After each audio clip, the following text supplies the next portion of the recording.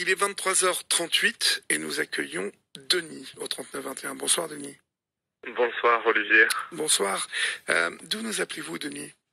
De Perpignan. De Perpignan. Et quel âge avez-vous? 34 ans. D'accord. De quoi voulez-vous nous parler Denis?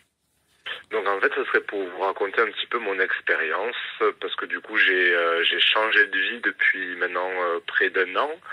Et je suis actuellement, actuellement je suis en France, mais de courte durée, puisque je suis en vacances actuellement. Et normalement, je vis désormais au Pérou, à Cusco en fait, donc dans la ville de Cusco. Oui. Et donc voilà, je suis parti il y a un an de ça, donc en Amérique du Sud, pour découvrir de nouvelles cultures et pratiquer un peu mon espagnol. Oui. Et en fait, je suis tombé amoureux d'une ville et d'une famille chez qui je vis aujourd'hui et qui a donc une agence de voyage francophone à Cusco. Oui. Et qui a la particularité d'avoir une association en fait qui vient en aide aux écoles rurales des Andes, donc une association française et qui est donc installée également à Cusco et qui intervient auprès des écoles rurales. Et moi, maintenant, depuis plus de 10 mois, en fait, j'interviens dans cette association. Et donc, je mène des actions auprès des enfants des Andes. D'accord. Voilà. C'est merveilleux. Merveilleux. Vous Ouais, avez super. trouvé votre voie, Denis. C'est ça. Et c'est génial. Vous Du coup, n'étiez pas du tout parti pour ça? Non, alors à la base, moi j'étais déjà dans le social en France. J'avais travaillé plusieurs années en centre de loisirs où j'avais dirigé des centres de loisirs et également des structures pour personnes en situation de handicap. Mais du coup, là j'étais parti vraiment un petit peu justement pour retrouver ma voie et peut-être me reconnecter avec des choses un peu plus essentielles, on va dire. Et c'est ce qui s'est passé à Cusco. Et là, pour le coup, c'est vrai que cette association, en fait, elle met en place pas mal de choses. Elle aide vraiment des écoles dans des villages, on va dire, isolés de la région de Cusco, donc qui sont vraiment défavorisés. Oui. Et donc ils vont donc acheter des fournitures scolaires, créer des bibliothèques, ludothèques et organiser des voyages scolaires au Machu Picchu, par exemple, pour l'épanouissement culturel des enfants, parce qu'ils connaissent pas du tout donc leur patrimoine au final. Oui.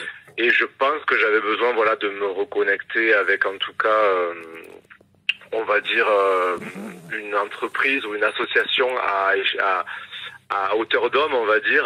Et là, c'est un peu comme une famille, en fait. Donc, tout se fait tous ensemble, à petite échelle, mais avec de petits moyens, on arrive à faire de grandes choses pour des enfants qui en ont besoin. Voilà. Oui, c'est génial. Et en fait, ce sont des familles pauvres, je suppose, hein, qui sont Oui, concernées. en fait, ce sont des communautés rurales, on va dire, donc si vous voulez, qui vivent essentiellement de l'élevage, de l'agriculture, et souvent, voilà, c'est par exemple, c'est des communautés qui vivent à 3 heures à peu près de Cusco, Oui. mais la plupart d'entre elles ne se sont jamais rendues à Cusco, elles ne connaissent que le petit village situé à côté de leur communauté. Là, en ce moment, on travaille avec une école à 4000 mètres d'altitude.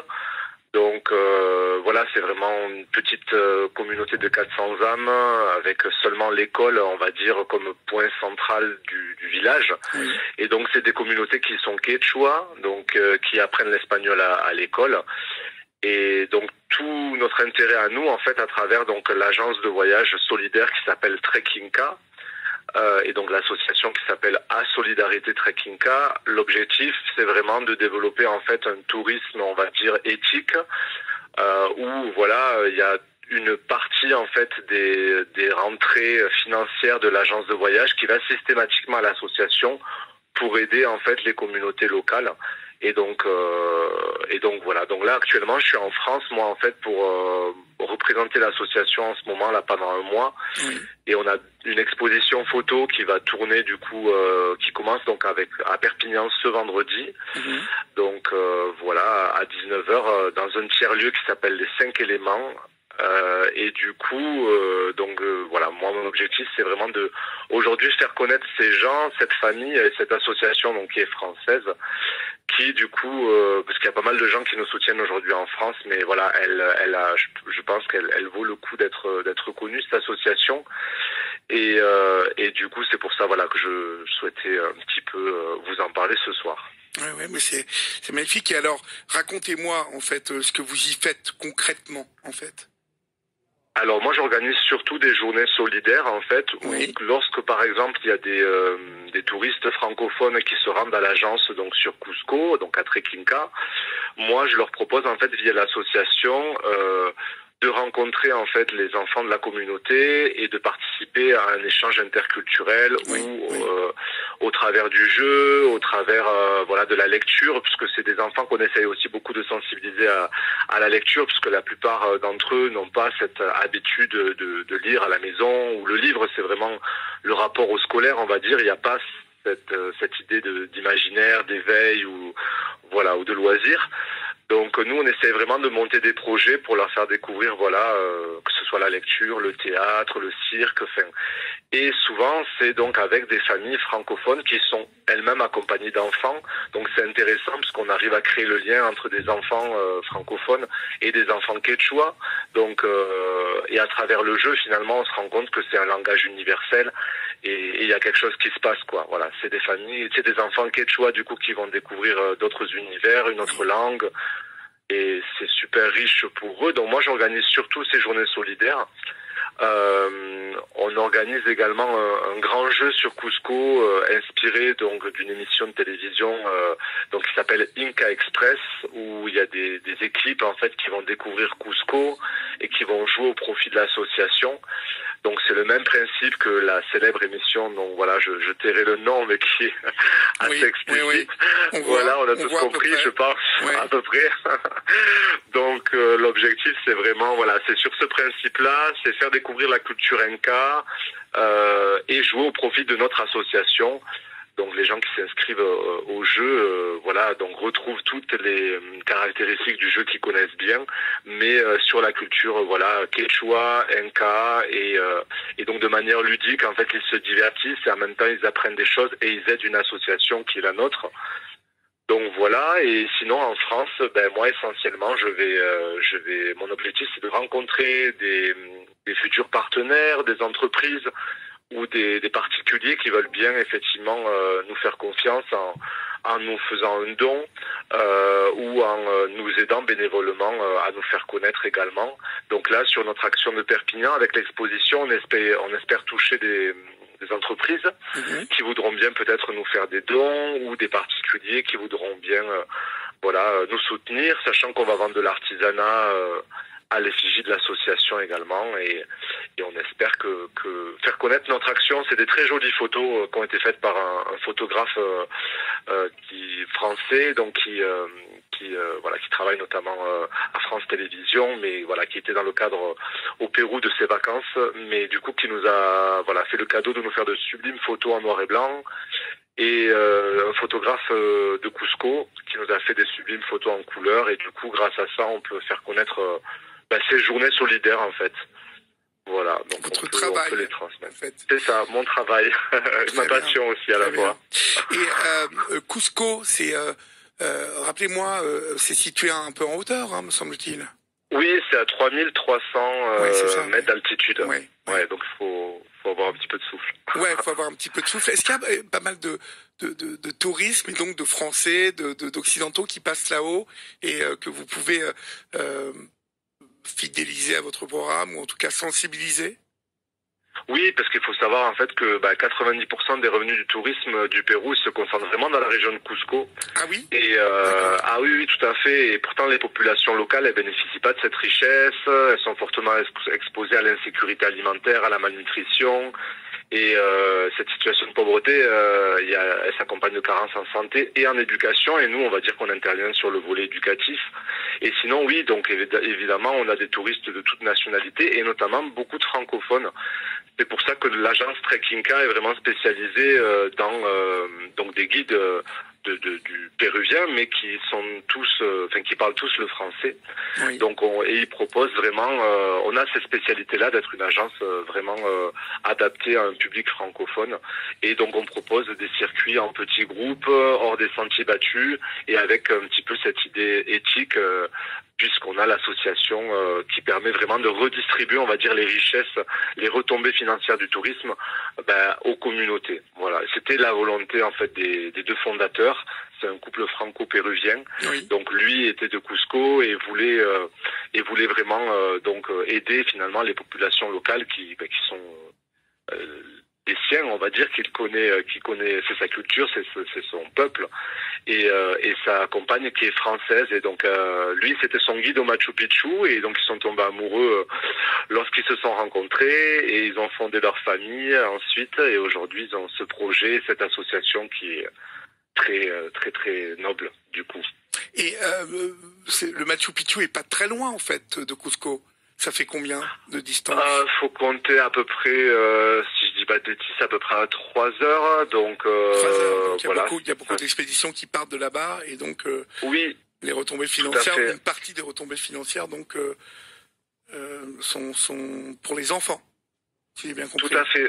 Tout à fait. En fait, nous, avec l'agence, on organise des circuits sur tout le Pérou, donc que ce soit au départ de Lima, donc de la capitale, oui. mais aussi voilà des treks comme le chemin de l'Inca, donc qui du coup va le Camino Inca qui va justement jusqu'au Machu Picchu.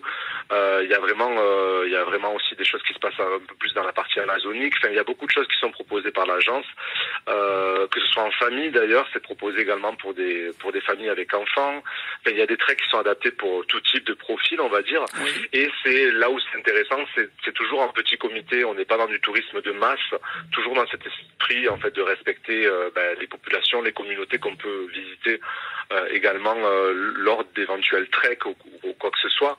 Donc on est toujours sur des petits groupes et vraiment on est sur des treks qualité, francophones et qui sont à la fois éthiques puisque voilà il y a des actions en parallèle pour aider les communautés et notamment les enfants des écoles rurales des Andes. D'accord. Et en fait, vous avez 33 enfants dans cette école rurale dont vous vous occupez, et qui n'est pas à Cusco même. Elle est située à 3 heures de Cusco. Ouais, elle est à 3 heures de Cusco et à 4000 mètres d'altitude, ouais. Donc justement, c'est important que les familles... Vous avez choisi une sacrée vie, dites donc. Oui. Oui, quand même. C'est totalement un changement radical quand même si vous étiez dans le social. Là, dites-moi parlez-moi un peu de cette vie là-bas, de votre quotidien là-bas, de ce qui change dans votre vie, de ce que vous avez dû adapter. Et puis peut-être ce que vous en retirez de cette vie et de cette nouvelle vie. Dites-moi, racontez-moi un peu. Du coup, en fait, quand moi je suis arrivé à Cusco, ça a été un peu comme, je sais pas comment expliquer, c'est assez bizarre, mais une intuition. Je me suis dit que quand je suis arrivé donc dans cette famille qui m'a rapidement parlé d'eux, je me suis dit que j'étais tombé au bon endroit et que je pense que ce que je cherchais, je l'avais trouvé. Et effectivement, ça s'est révélé positif avec l'expérience ensuite, en faisant d'abord un trek avec eux, puis en rencontrant les écoles rurales des Andes. Mais surtout, ce qui m'a plu, c'est, je pense, la simplicité des gens. Au Pérou, les choses, je trouve qu'elles sont simples, en fait. Comme ils disent toujours, en fait, eux, les Péruviens, il n'y a pas de problème, il n'y a que des solutions. Et c'est vrai que souvent, quand on est confronté à certaines situations, comme dans l'animation ou dans des actions comme nos missions auprès des écoles rurales des Andes, on peut être parfois confronté à des difficultés, qu'elles soient financières ou ou logistiques. Oui. Mais il y a toujours des solutions et on arrive toujours à trouver un coup de main, des gens qui nous tendent la main, des gens qui...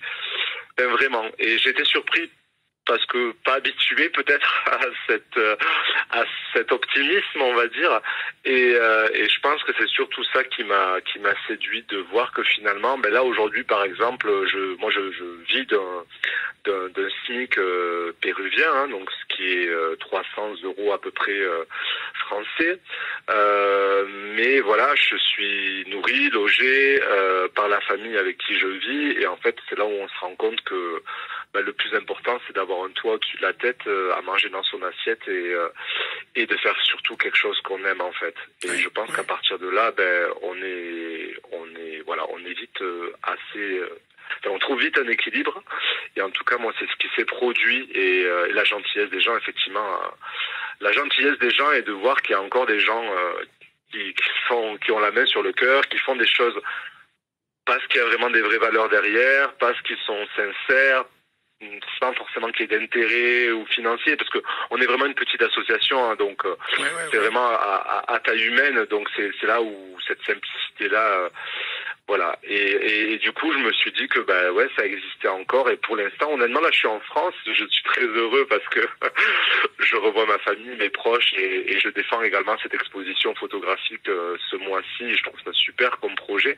Oui. Mais honnêtement, voilà, je me dis que bah, la vie au Pérou commence à me manquer déjà un petit peu, et mon action aujourd'hui, elle est là-bas, et voilà, et je suis très fier de pouvoir défendre cette association française, voilà, qui du coup œuvre ailleurs qu'en France, et je trouve ça beau aussi de on va dire d'externaliser un petit peu et de pas forcément que se concentrer sur parce qu'en France il y a énormément de choses à faire évidemment, mais je pense que voilà, au Pérou en tout cas, c'était la volonté de ce couple qui a créé cette association et cette agence. Donc franco-péruvien, Claire et Juan, que je salue, qui m'écoutent. Oui. Ils vous écoutent là. Oui, tout à fait, oui. Je pense en tout cas qu'il m'écoute là. Il est 6 heures de moins au Pérou. Il est 6 heures de moins. Il est 6 heures de moins. Ouais. On les salue d'ailleurs. Salut les gars. Oui, on les salue. Hein, hola. Il parle français. Oui, il parle les deux, français et espagnol. Ok, oui. très bien. Tout à fait. Non, mais oui, tout à fait. Et c'était important pour nous. Voilà. Enfin, en tout cas, c'était important pour moi de témoigner de leur pas d'être reconnaissant envers eux, mais de leur exprimer en tout cas ma reconnaissance. Et il y a pas mal de gens, voilà, qui nous soutiennent aujourd'hui, que ce soit en France, que ce soit des bénévoles, que ce soit des anciens voyageurs qui continuent à nous soutenir après leur voyage au Pérou avec l'agence Trekkinka, qui nous font des dons ou nous achètent de l'artisanat, enfin voilà. Et je voulais aussi m'adresser du coup à toutes les nouvelles personnes qui ne nous connaissent pas encore, que ce soit des entreprises ou des particuliers qui souhaiteraient nous découvrir. Ils peuvent nous découvrir voilà sur les réseaux sociaux classiques, hein, comme Facebook, Instagram, Oui. donc à Solidarité Trekkinka, et sinon sur le site internet directement, il y a une rubrique associative donc sur trekkinka.com.